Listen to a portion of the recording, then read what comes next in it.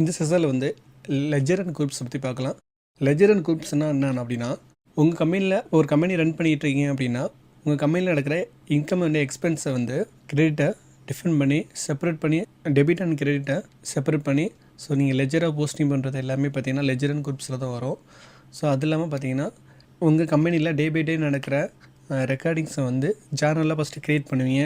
இப்போ உங்களோட கம்பெனியில் ஒர்க் பண்ணிகிட்டு இருக்க உங்களோட எம்ப்ளாயி வந்து பார்த்திங்கன்னா அட்வான்ஸ் கேட்பாங்க. சம்திங் வந்து பர்ச்சேஸ் பண்ணியிருப்பாங்க, கஸ்டமர் வந்து பர்ச்சேஸ் பண்ணுறதா இருக்கட்டும், ஸோ சம்திங் எக்ஸ்பென்ஸாக இருக்கட்டும். ஸோ இதெல்லாம் வந்து பார்த்திங்கன்னா நீங்கள் வந்து ஒரு ஜேர்னலாக வந்து நீங்கள் ரெக்கார்ட் பண்ணியிருப்பீங்க. அந்த ஜேர்னலில் வந்து ஸோ அந்தந்த கேட்டகரிக்கு ஏற்ற மாதிரியான லெட்ஜரில் வந்து நீங்கள் போஸ்டிங் பண்ணுவீங்க. ஸோ இந்த மாதிரி போஸ்டிங் பண்ணும்போது உங்களுக்கு என்ன ஆகும் அப்படின்னா, நீங்கள் வந்து மந்த்லி இன்ட்டில் வந்து நீங்கள் எம்ப்ளாயி கொடுக்குற சேலரியோட டீட்டெயில்ஸ் எடுக்கிற மாதிரி இருந்தாலும் சரி, இல்லை வந்து எனக்கு இவ்வளோ இன்கம் வந்திருக்கு, இல்லை இது மாதிரி எனக்கு எக்ஸ்பென்ஸ் ஆகிருக்கு அப்படிங்கிறத ஈஸியாக வந்து நீங்கள் பாயிண்ட் அவுட் பண்ணலாம். ஸோ அதுக்கு தான் உங்களுக்கு லெட்ஜர் அண்ட் குரூப்ஸ் வந்து யூஸ் ஆகுது. ஸோ நெக்ஸ்ட் வந்து பார்த்திங்கன்னா லெட்ஜர் அண்ட் குரூப்ஸ் வந்து அக்கௌண்டிங் டைம்ஸ் சேர்ந்து தான் உங்களுக்கு வந்து செப்பரேட் ஆகும். ஸோ அது வந்து என்னென்ன பார்த்தீங்கன்னா assets, liabilities, income, expense, capital. So அசெட்ஸ்னு அப்படின்னா என்னென்னா உங்கள் கம்பெனியோட ப்ராப்பர்ட்டிஸ் எல்லாமே பார்த்திங்கன்னா அசெட்ஸாக தான் வரும். ஸோ வந்து அது பணமாக இருக்கலாம், இல்லை பொருளாக இருக்கலாம். 10 lakhs ஒரு 20 lakhs வந்து நீங்கள் கம்பெனிக்காண்டி நீங்கள் அக்கௌண்ட்டில் பணம் போட்டிருக்கீங்க அப்படின்னா, ஸோ அதுவும் அசெட்ஸில் தான் வரும். ஸோ உங்கள் கம்பெனியோட லேண்டு ப்ராப்பர்ட்டிஸ் எல்லாமே பார்த்திங்கன்னா அசெட்ஸில் தான் வரும். நெக்ஸ்ட் வந்து பார்த்திங்கன்னா லியபிலிட்டிஸ். ஸோ லியபிலிட்டிஸ் பொறுத்தளவு என்னென்னா ஒரு அன்பெய்டு அமௌண்ட்டை தான் லியபிலிட்டிஸ்னு சொல்லுவாங்க. ஏன் அப்படின்னா மந்த்லி 5ஆம் தேதி தான் என்னுடைய எம்ப்ளாய்க்கு வந்து நான் சேலரி போடுறேன்னா, ஸோ இந்த மந்த் நான் போடல, நான் நெக்ஸ்ட் மந்த் தான் போடுறேன் அப்படின்னா அந்த அமௌண்ட் பார்த்திங்கன்னா அன்பெய்டு அமௌண்ட் தான் வரும்.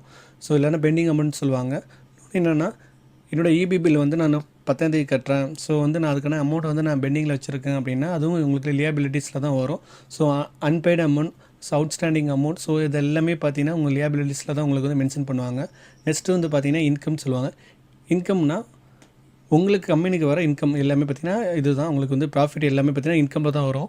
நெக்ஸ்ட் வந்து பார்த்திங்கன்னா இன்கம். ஸோ இன்கம் பொறுத்தளவு ஒன்றும் இல்லை, ஸோ நீங்கள் பர்ச்சேஸ் பண்ணுற அமௌண்ட் ஸோ எல்லாமே பார்த்திங்கன்னா உங்களுக்கு இன்கமில் தான் வரும்.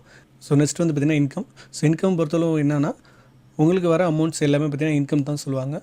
ஸோ எக்ஸ்பென்ஸுங்கிறது நீங்கள் செலவு பண்ணுற எல்லாமே பார்த்திங்கன்னா எக்ஸ்பென்ஸில் தான் போகும். ஸோ நெக்ஸ்ட் வந்து பார்த்திங்கன்னா கேபிட்டல். கேபிட்டல் பொறுத்தவரை என்னென்னா உங்களுக்கு இன்வெஸ்ட் பண்ணுற அமௌண்ட்டை தான் உங்களுக்கு கேபிட்டல்னு சொல்லுவாங்க.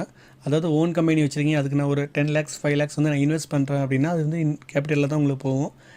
அது இல்லை நான் வந்து என்னோடய ஃப்ரெண்டு வந்து ஒரு கம்பெனி ரன் பண்ணிட்டு இருக்காங்க, அதுக்கு வந்து நான் ஒரு ஷேர் ஹோல்டராக இருக்கேன், அதாவது நான் அமௌண்ட்டை வந்து ஷேர் பண்ணுறேன் அப்படின்னாலும் நீங்கள் இன்வெஸ்ட் பண்ணிக்கலாம். ஸோ அதுவுமே உங்களுக்கு கேபிட்டலில் தான் வரும்.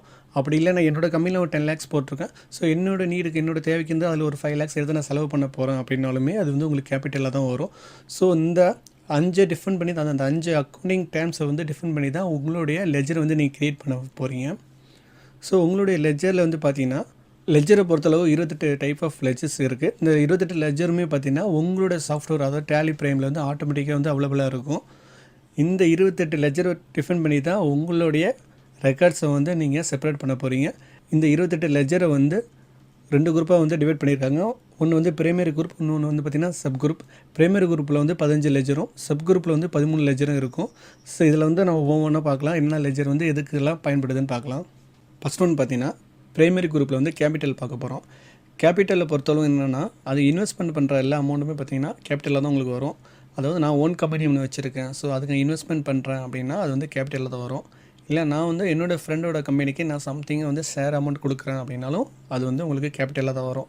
அது இல்லாமல் என்னோடய கம்பெனியில் வந்து நான் 5 lakhs வந்து நான் இன்வெஸ்ட்மெண்ட் பண்ணியிருக்கேன், ஸோ அதில் வந்து ஒரு 2 lakhs வந்து நான் கடனாக எடுத்துக்கிறேன், என்னோடய பர்சனல் யூஸ்க்கு நான் கடனாக எடுத்துக்கிறேன்.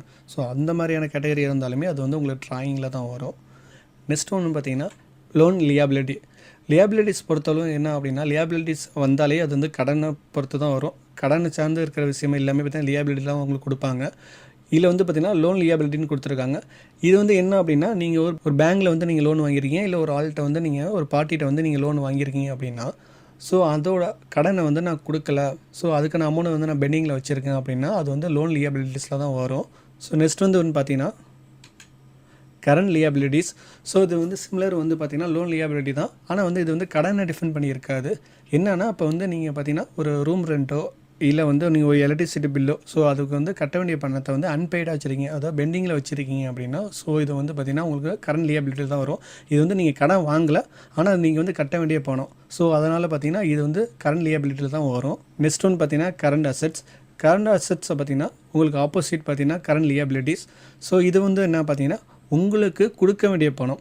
அதாவது என்னென்னா ஒரு பார்ட்டியோ இல்லை சம் கம்பெனியோ வந்து உங்களுக்கு கொடுக்க வேண்டிய பணத்தை வந்து பெண்டிங்கில் வச்சுருந்தாங்க அப்படின்னா அந்த அமௌண்ட்டை வந்து நீங்கள் கரண்ட் அசெட்ஸில் வந்து என்ட்ரி பண்ணி வச்சுருப்பீங்க. ஸோ இதில் வந்து ரிசபிள் அமௌண்ட் இல்லை ப்ரீபெய்டு அமௌண்ட் இல்லை அட்வான்ஸ்டு ரெண்ட்டுக்கு வர அமௌண்ட்டோ சம்திங். ஸோ இது எல்லாமே பார்த்திங்கன்னா கரண்ட் அசெட்ஸில் தான் வரும். நெக்ஸ்ட்டு வந்து பார்த்திங்கன்னா ஃபிக்ஸ்டு அசெட்ஸ்.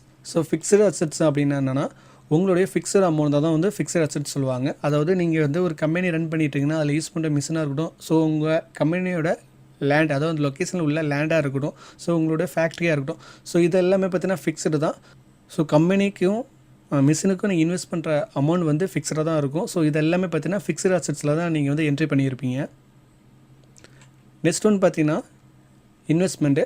ஸோ இன்வெஸ்ட்மெண்ட் பொறுத்தவரை என்ன அப்படின்னா ஏதாச்சும் ஒரு கம்பெனியில் வந்து நீங்கள் இன்வெஸ்ட் பண்ணுறீங்க, அது வந்து அமௌண்ட்டாக இருக்கலாம், இல்லை உங்களோட நேமில் வந்து நீங்கள் ஒரு இன்வெஸ்ட்மெண்ட் பண்ணியிருக்கீங்க அப்படின்னாலும் அது வந்து நீங்கள் இன்வெஸ்ட்மெண்ட் அக்கௌண்ட்டில் தான் நீங்கள் கிரியேட் பண்ணுவீங்க, இன்வெஸ்ட்மெண்ட் லெஜரில் தான் நீங்கள் வந்து என்ட்ரி பண்ணுவீங்க.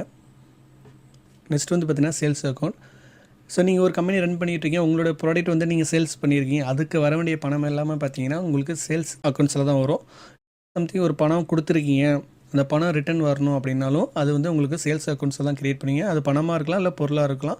ஸோ இதெல்லாமே பார்த்தீங்கன்னா சேல்ஸ் அக்கௌண்ட்டில் தான் நீங்கள் வந்து என்ட்ரி பண்ணுவீங்க. நெக்ஸ்ட் வந்து பார்த்தீங்கன்னா பர்ச்சேஸ் அக்கௌண்ட். பர்ச்சேஸ் அக்கௌண்ட் பார்த்தீங்கன்னா சேல்ஸ் அக்கௌண்ட்ஸோட ஆப்போசிட். அதாவது சம்திங் ஒரு கம்பெனியில் வந்து நீங்கள் பர்ச்சேஸ் பண்ணியிருக்கீங்க, அதுக்கு நான் அமௌண்ட்ஸ் கொடுக்கணும், இல்லை நான் ஒருத்தர் பணம் வாங்கியிருக்கேன், அந்த பணத்தை நான் கொடுக்கணும். ஸோ வந்து இது எல்லாமே பார்த்தீங்கன்னா உங்களுக்கு வந்து பர்ச்சேஸ் அக்கௌண்ட்ஸில் தான் வரும். ஸோ நீங்கள் அதில் தான் நீங்கள் போய் என்ட்ரி பண்ணுற மாதிரி இருக்கும். ஸோ நெக்ஸ்ட் ஒன்று பார்த்தீங்கன்னா சஸ்பென்ஸ் அக்கௌண்ட்ஸ்.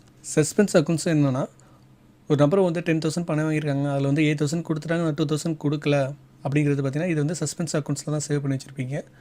ஸோ இது எதுக்கு நம்ம பண்ணுறோம் அப்படின்னா, இப்போ நீங்கள் வந்து மந்த்லி நீங்கள் கணக்கு டேலி பண்ணிகிட்டே இருக்கீங்க அப்படின்னா அந்த 2,000 வந்து உங்களுக்கு பார்த்தீங்கன்னா கணக்கில் வந்து உங்களுக்கு மைனஸில் தான் வரும். ஸோ இது வந்து நீங்கள் தனியாக சஸ்பென்ஸ் அக்கௌண்ட்ஸில் நீங்கள் க்ரியேட் பண்ணி வச்சுக்கிட்டீங்க அப்படின்னா 2,000 ஏன்னா சம் பர்சன் வந்து கொடுக்காம இருப்பாங்க. ஸோ இதை வந்து நீங்கள் ஒரு கேட்டகரி வைஸாக செப்பரேட் பண்ணி வச்சுக்கிறது எல்லாமே பார்த்தீங்கன்னா சஸ்பென்ஸ் அக்கௌண்ட்ஸில் தான். எக்ஸாம்பிள் சொல்லணும்னா உங்களுடைய ட்ரையல் பேலன்ஸ் சொல்லலாம். ட்ரையல் பேலன்ஸில் பொறுத்தவரை என்னென்னா உங்களோட டெபிட் ஆர் கிரெடிட்ஸ் அமௌண்ட்டில் ஒரு 10,000 வந்து வேரி ஆகுது.